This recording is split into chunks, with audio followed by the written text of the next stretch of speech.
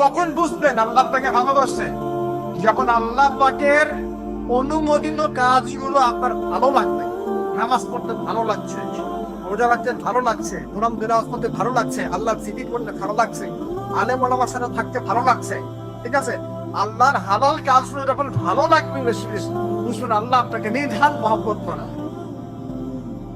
আর যখন আল্লাহ পাকে নিষেধ গুলো, হারাম, মদ আমার ভালো লাগে না, জেনা ভালো লাগে না, আমার খারাপ জিনিস দেখতে ভালো লাগে না, খারাপ শুনতে ভালো লাগে না, বুঝবেন আল্লাহ আপনাকে ভালো লাগে।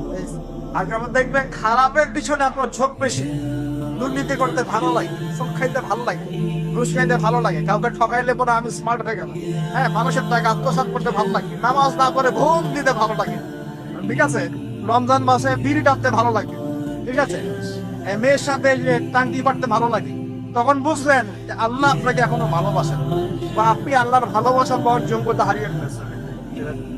আল্লাহ পাক আমাদেরকে বোঝার তৌফিক দান।